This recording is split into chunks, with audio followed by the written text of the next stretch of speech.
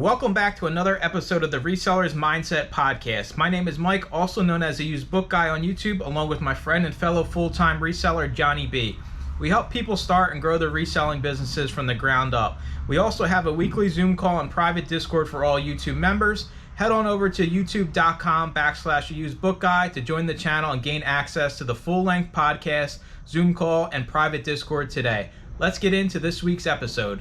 What is up, everybody? Welcome into another episode of Resellers Mindset Podcast. Mike next to Johnny, knowing your limitations. And I think there's two sides to this coin, because knowing your limitations, not only does that mean, I know everybody here, we all work so hard, know your limitations. I think it also goes the other way, where knowing what you possibly can do in the time we have will allow you to make more money. And that's kind of where I want to start. I'm going to give some personal reference, as always, because we kind of are knee deep in this every single day.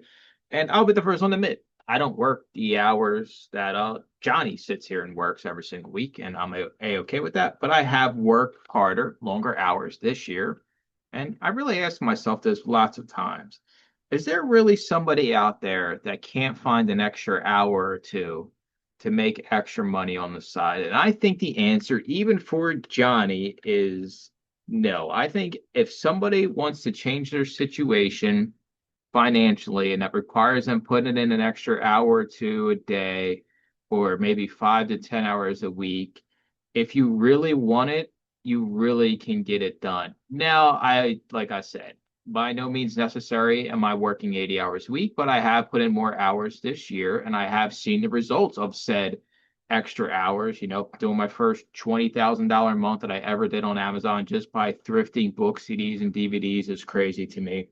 And I think I kind of got to that realization, like, you know what? I want to retire someday. I want to have all of these things, and that requires the wonderful, evil thing that everybody calls money. And money motivates me, and because I've had no money, and I know how much it sucks not to have money, and I know the stress of not having money. So money motivated me to work harder this year. And I will say, knowing my limitations, do I have weeks where I go way too hard? And Deb's like, "You're going to burn yourself out." She's always right, right? I go out, spend the day, and I'm like, yeah, I probably shouldn't have spent this 10-hour day out, but it comes with it. And at least I know at the end of the day, well, if I take off the next 2 or 3 days, I got as much inventory as I possibly could. I'm curious, Johnny, with limitations, what side do you see it from? Do you see it from the side where people need to slow down, or people need to speed up?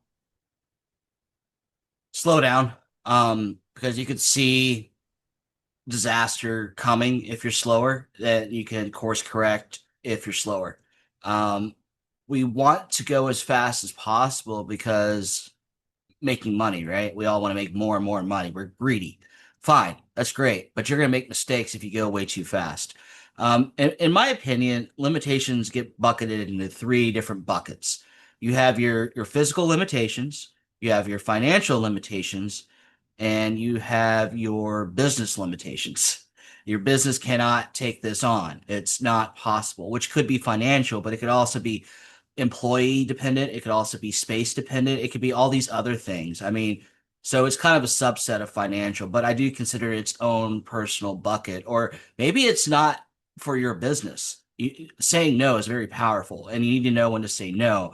So that's why I think that there's the three buckets there. And it's hard to recognize that you can't do everything. You're not superhuman. You don't have a unlimited war chest of money and or resources. And knowing that and being self-aware of that makes you a better person, and B, a better business owner of any kind, I think. And that can even spill over to your personal life as well, knowing all these limitations. Like, I've thrown my back out a couple times because I want to make less trips, so I'm going to carry more weight. And mistakes were made. And you know what? That mistake costs me, whenever I decide to be stubborn like that, 2 to 3 days, because I'm laid up and I can barely do technical work on a computer. It's not worth it. It is absolutely not worth it to do that going over that limitation. You have recently, you got your YouTube channel going. You Yeah. have your own Patreon group now for booksellers. Like, somebody would argue that, hey, Johnny, well, you're doing eBay, you're doing Amazon, you're juggling all these things. Why in the hell would you decide to add something else onto your plate? The only way I could do that is by cutting some stuff from my plate, and I've done that. I was in more groups, um, and then adding YouTube, there was no extra time, so I had to cut a couple of my groups in order to make the time to budget for my new activity that I thought would do better for my business and for me personally. Because in my group, it's more book talk. It's not necessarily reselling talk. I am a book lover, and you tell me all the time that I love the books. I do. But there is more to books than just reselling, and I don't have really a avenue to talk about those things. So I made the channel in order for myself to have that. So it was both for me mentally and for personally and also financially because there is a monetary gain. So it check marked all three things for me. But in order to do that, I had to analyze what am I currently doing? How many calls am I attending? And are these calls beneficial to me at this stage, at this juncture? Because all calls are valuable when you're first starting. But as you learn more and more over time, you graduate from 1.0 version of yourself or 0 point version of yourself to 2.0 version at some stage. And I feel like I'm at that stage right now. And what is not necessarily holding me back, but what's still on 1.0 that I could eliminate? Um, and again, all information is valuable, but I got to analyze my time. How much of my time do I have to give? Yeah, 100%. I mean, you hit it all on the head there. And I think about like we have our calls and it's funny. Johnny does his call and then I'll do the weekly calls and we have one where we're on it together, but like that's our impasse here, right? Our impasse is the podcast, and when we have our monthly call, the next level call where we're together. And it's funny because people are like, Mike, why aren't you on Johnny's call? And people are like, Johnny, why aren't you on Mike's call? And it's like we have ourselves, we have these businesses, we're two completely different people. We don't need to hold hands everywhere we go, Johnny. Unfortunately, I know you want it, dude, and we just can't do it all the time. I But that's know.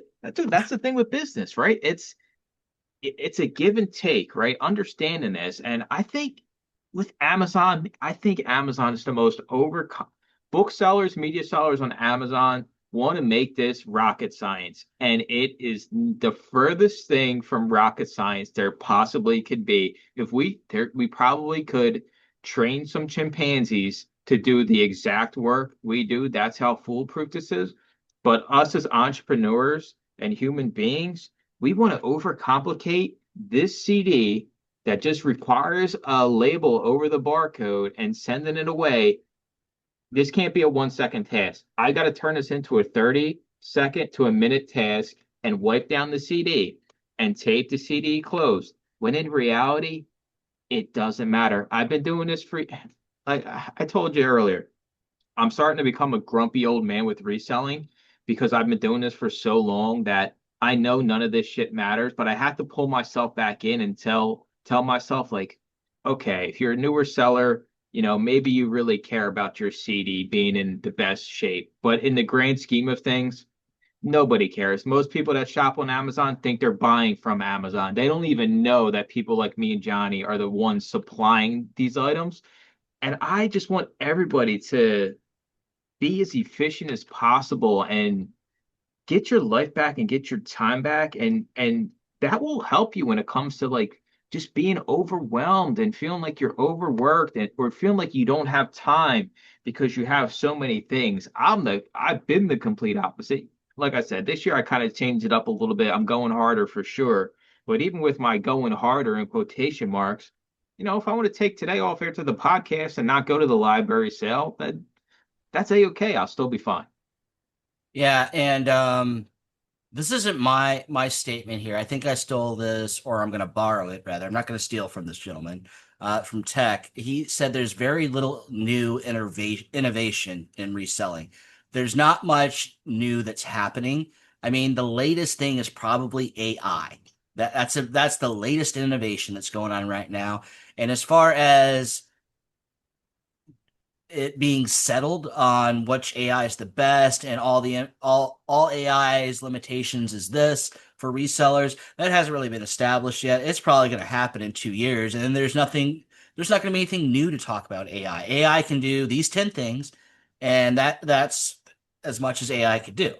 I know we're probably gonna get some hate for that, but no, everything is like that. Everything has its limitations. That's what we're talking about here today. Even AI, like thumbnails for videos and stuff. It could do thumbnails. It could do this. It could do that. It could help you cross list. It could help you build a listing software or use a listing software, but it can't take photos. It'll never be able to take photos. That's in robotics, which you could argue you could put AI into robotics, but as soon as that comes out, okay, that's what everybody's going to be talking about. Oh, we've replaced employees with robots and in conjunction with AI. Now our business is really automated. But AI right now cannot do photos. That is its limitation. That it can't go to the photo booth and take photos of your stuff. But getting on a tangent there. What's up, Amazon sellers? We wanted to take a second to talk about GoToLister, the software me and Johnny both use to list and manage our inventory and grow our businesses. With the fastest listing speeds out there and built-in profit analytics, it's a no-brainer. Easily and quickly have items available for sale using 2D barcodes and get more for your items with its built-in smart pricing. Make sure to check out the 30-day free trial at gotolister.com/Mike or using the link in the description below. Yeah, and then there's the mental limitation. It's people have a tendency to create more work for them or put work off that becomes a huge task later on, and you're exhausted and you keep avoiding it, but it's always there in the back of your mind, taking up some mental real estate. And it's going to get you, and you're going to reach your limit and crashing point and either burn out or deal with it. But if you were to deal with it earlier on where it doesn't build up to a problem, you'll have no limit then because you haven't reached your mental max because there's no problem anymore. You've gotten rid of the problem. And then as far as a financial limitation, and the platforms don't help because they keep offering you these loans, right? Yeah. Like your business is not there. Okay, I'm going to take out a loan and I'm going to try to beat the system here and fast track myself. I see it time and time again, and it's unfortunate because those loans are almost as bad as loan shark loans, almost. And they don't outpace it, or their business plan to outpace it was wrong. They didn't know their numbers. And then now they have debt in their business, and that could put them out of business because they can't keep up. And then they go take out a second loan and the other keep up with the first loan, and it's just a disaster. So knowing your financial limitation for your business is very, very important, and realize you have to build up to certain things where that's no longer a limitation. You can afford to move forward with, I don't know, getting an employee, buying equipment, getting that bigger space, doing those bigger buys because their buy cost is really high, like going to like Christie's auction house and buying $10,000 books because that's how much they cost over there, right? If you want to play that game, you got to have a bankroll. But in my opinion, you have to build up to have that bankroll. Don't take out a loan to have a debt bankroll. That's a bad way to do it. And so we have these limitations, and we have to put them on ourselves, and there's self-imposed limitations. And knowing that, being self-aware of that, I think is very critical to your entire career because you're going to have different limitations that you're going to have to impose on yourself along the way. Like I've gotten here. Okay, my new milestone is here, so that is a limitation. I'm not there yet. When will I be there? And then that's when you put your business hat on and try to forecast and figure it all out. And then having the wherewithal patience to wait till you're there. That is the hardest thing I think we as resellers and business owners have to endure. And it's a testament to your character if you're able to do that. Now, you could try to figure out things along the way to help speed it up without causing a disaster danger zone for yourself. There's no shame in that. If you can figure something out you couldn't figure out 6 months ago that helps you with the timeline by 6 months, great. But if you can't, just be patient. That's what it is, patience. I agree. I think I didn't really think about like financial limitations. It's really the biggest one because as you grow your finances, you should be able to leverage your money to reduce some of the other limitations, right? Think about hiring somebody, like how much that takes off your plate, or maybe buying more inventory that takes time away from actually going out and sourcing, maybe having inventory come straight to you. I just look while you're talking about Amazon wants to give me 20K today at a 18% interest rate. Like you said, like these are loan shark style loans they want to give you, and they will sink your business immediately. And I'm gonna guess those are that's a gross 18%, not a net 18%, Oh, dude, you better believe it, dude. which is a huge difference. If you don't know the term gross and net and what they mean, don't you be looking at that page. Don't you dare click on that button to go to that page. If you It don't even only takes like 2 clicks. I'm pretty sure if I click 2 buttons, Johnny, I got 20K in my bank account. okay, we're going to Vegas and you're buying my plane ticket and you're giving me $1,000 and we're gonna play roulette the whole time. It'll be Nah, fun. dude, penny slots, penny Any slots. Come slots. on. It is tough though. I fall on both sides. Most of one day I'll be on the side of I need to work harder, and the next day I'm on the side of I'm working way too hard. It is all a balancing act, and like you said, some people have physical limitations, right? Like Yes.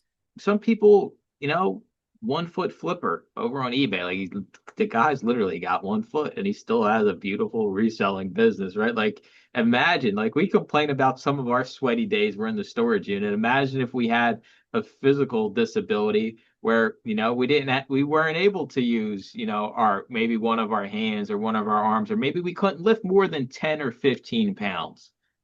I think I've told this story before, but it's a good story, so I'm going to repeat it.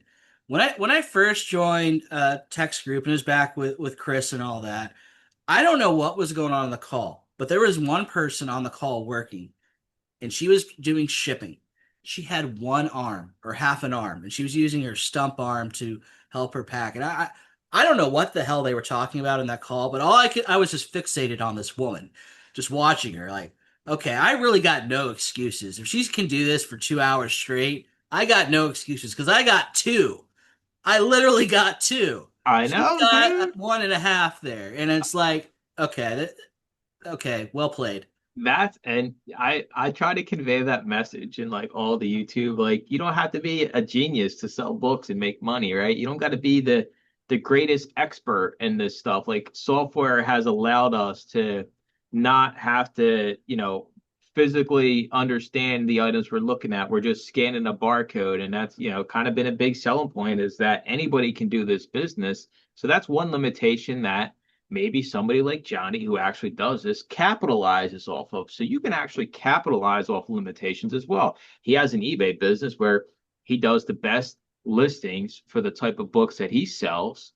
So of course, somebody like me who doesn't know, oh, the person that did the cover art on this little trade paperback is this guy, and he's famous for these reasons. So this is actually a valuable book to me. I just see Jessica Alba. He sees, Van Gogh, and we're like, what the hell is going on? And for those not watching on YouTube, it is actually Jessica Alba on the cover of this trade paperback. I didn't just pull that name out of my ass.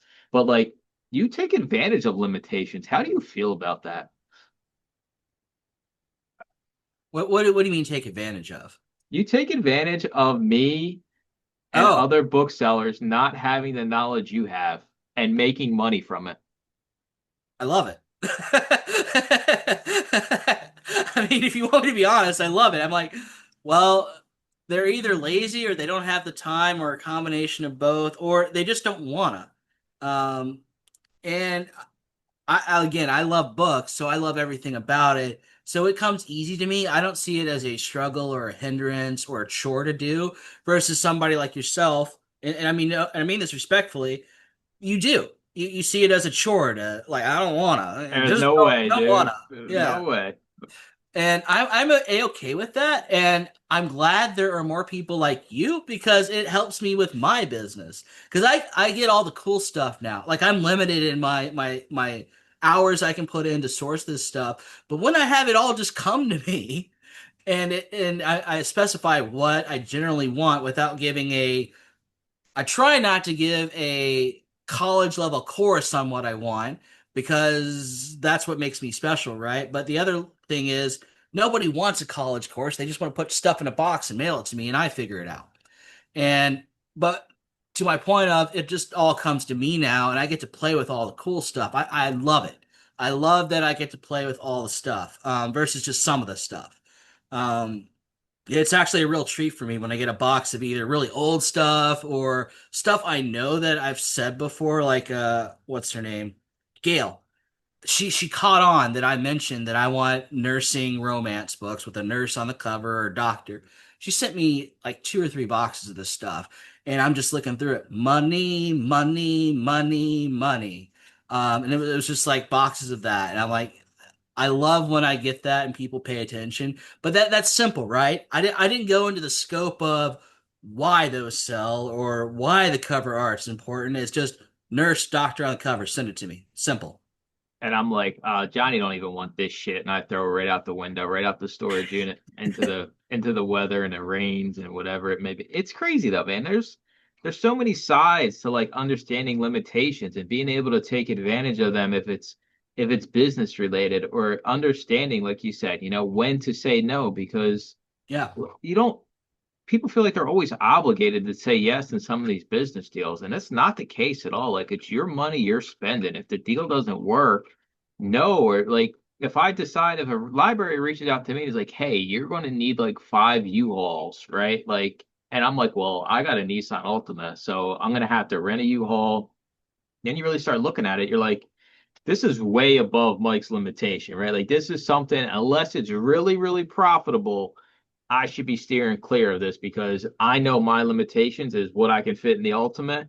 Sure, if it's something that's super great, I don't have a problem renting a U-Haul going to pick it all up. But that is a percent of the time. And I think a lot of people in reselling, they don't know they think there is no limitation. And when that great opportunity of bulk inventory comes smacking upside the head, it's just, all right, let's go do it. Who the hell cares what the outcome is? Who the hell knows what I'm going to do with it once I get it into the U-Haul, right? Like we don't think that far through. We just see it as, I got no limitation. I'm going to get rich off this, and that's not the case. So I'm going to extrapolate outside of reselling because I'm a book guy and I've been talking a little bit more about books. Every year, 2 million new books come out. Think about that. 2 million every year. How many can you read in a year? You can't read all 2 million. And then you have people continuously to buy books for their own to be read pile. And it just compounds. And they can't even read what they bought, but they continue to buy. This is almost like a reseller problem, almost. What if you did this? Separate what you got already.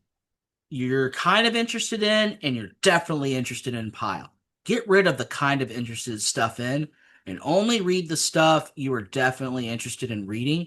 And don't you buy another book to read until you completed that stack. And that reduces the scope of the 2 million down to, I don't know, maybe 50 books. And then once you're done with the 50, you can buy your another, talking to readers who read a lot here, 50 new books for the year, but only buy the good stuff that you're for certainly interested in. It may be a bad book, but the desirability that you definitely want to read it versus kind of sort of loosey-goosey, that sounds sort of cool. You can apply that to reselling. What if every deal, you have good deals and you have great deals? Why not only do the great deals? I agree. Because then you would have more money to push into those great deals more consistently. All of this is applicable to what other parts of life you want to do. And it's just a mind shift, really, like saying no to the okay deals. Yeah, I can make money off Nora Roberts, but there's better money in Stephen King. Why don't I just play with Stephen King and leave Nora alone? You can make it to that starting out phase of just say no to Nora and yes to Stephen. Starting out, you could do that. Why don't you? It's it's opportunity loss, dude. We see it as if I pass up on that good, not great deal, then I'm never going to financially recover. When in actuality, you're probably better off passing up on that good deal, not great deal, and just going and doing your normal thing, or maybe even trying to find a better deal, or maybe negotiating that good deal into a better deal by saying, hey, I can do $100 instead of $300. I'm a cheap ass. Even if I know it's a good deal, like I'm still You're low trying to make it ball. a great deal by reducing the cost. Exactly. I mean, cash, I think people forget like cash is king. Like even in I think even more so today, people want cash in hand. So if I have an opportunity and I know I'm going to be paying, a couple $100, I'm lowballing, dude. Nobody else, especially in our business, nobody else wants this, right? Like I see the same things listed on Facebook Marketplace forever because they want $2 for, random DVDs. And I'm like, nah, I'll give you 10 cents. And then what happens, Johnny? A month passes, 2 month passes. Then I get the message, hey, you still interested at 10 cents a piece? I'm like, well, buddy, look how far we've come. The And mighty have fallen. dude, that's it. Sometimes you gotta wait, but resellers, we can't wait, dude. If I We're can't get patient. that, yep, I need that deal today, or it's gone. And it's not the case. It'll sit there. I had a pallet of CDs I bought last year and he had it listed at like 650, 750. I still would have made lots of money at that, but I was like, nobody bothers like $300, 350. It sat there for like 2 or 3 months. I finally was just like, because he said, I think I could be willing to come down to 400. So it's only like a $50, $75 difference. It sat there for 2 months. I just got to the point. It's like, all right, I'll do the $400. Nobody else wants this stuff, right? Like you can you can make good deals into great deals monetarily. You just got to make sure that the workload on the back end is something your limitation can handle because I can't handle U-Hauls. I don't have the equipment to unload a U-Haul. I don't have the equipment to load a U-Haul. I can't do any type of gaylords. I don't have a pallet jack, a forklift. I know my limitations. And if somebody talks me into getting a U-Haul, Johnny, I'm making at least 10 grand off the deal when it's all said and done, right? That's like, if I'm just spitballing numbers, if somebody says, hey, Mike, you got to go fill up a U-Haul, but you're going to make 10 grand once you get through it all right, I'm interested. You tell me 5 grand, Johnny, I'm gonna Eh, be straight up. I'm not. I I think would probably say no to 5. 10, I would definitely do. I think there's easier ways to make it out there, but reselling, we see the U-Haul and it looks magical. It might be a cool YouTube thumbnail, but that's about it. And here's another example of to Mike's cash point. You got a guy. He says 500. You say 100. He says, "How about we split the difference at 250?" Like, nope, 100. And you pull out the $100 bill, cash money. He'll look at it. It's in your hand, and he'll a lot of times just say yes. He may counter one more time, but you take a step closer. $100. I'll give it to you right now. You're saying no by letting them say yes. They will a lot of the times give in to what you're saying, but the split the difference thing that comes up a lot, and that even common people know that you can say no to that and you can get a better deal. Doesn't work 100% of the time, and he's waiting for you to fold. He's waiting for you to say no, or he's waiting for you to say yes. But again, it's having the patience to say no. It's saying no without saying no. I know this sounds complicated. It's really not. It's really not.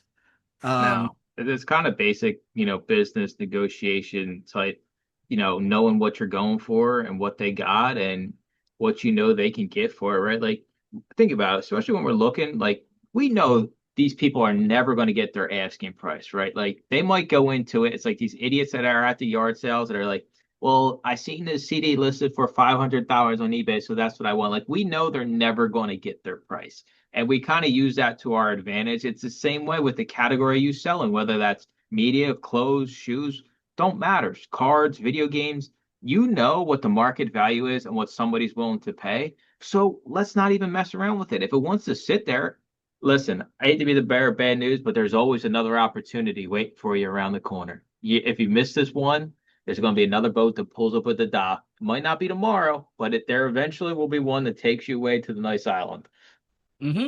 exactly. There's always another deal. You don't have to say yes to this one. It's a good deal, but it's not a great deal. You do not have to say yes. Walk away. Why haven't you walked away?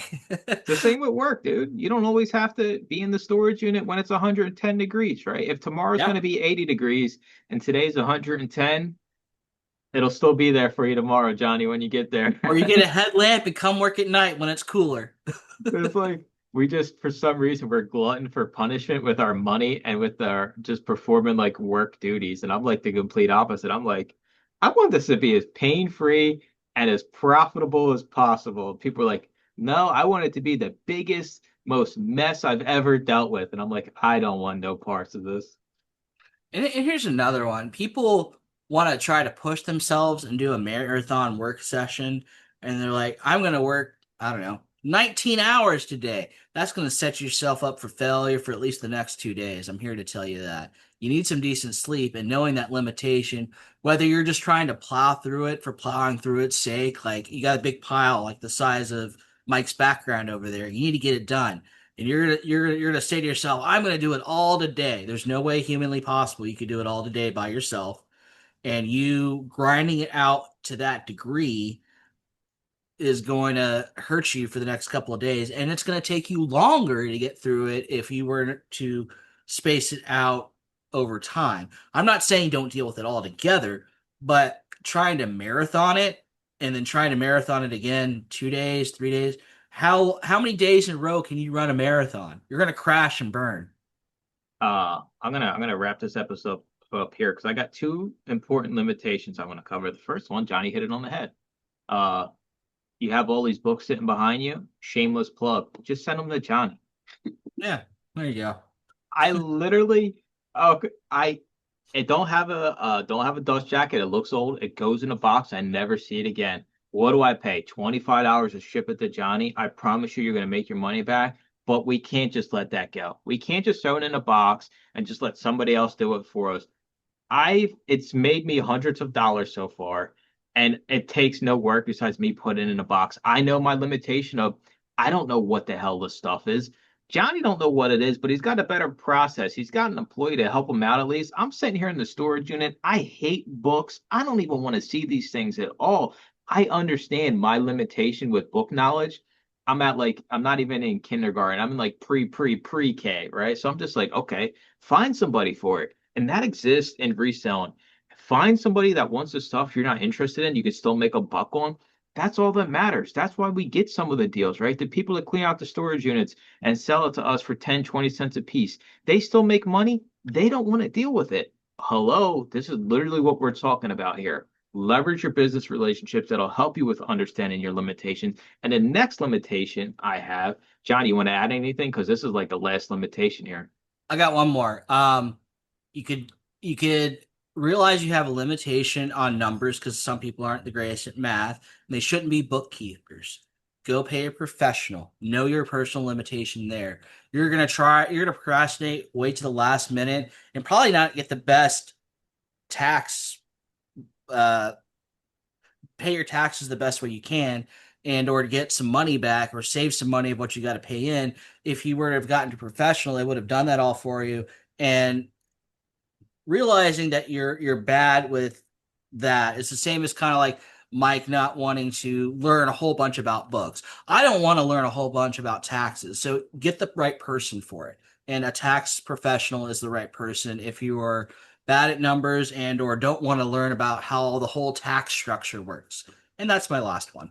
And our last limitation is that me and Johnny, we are limited currently on recording this podcast. So we have reached our limitation for this episode, and we'll talk to y'all in next week's episode.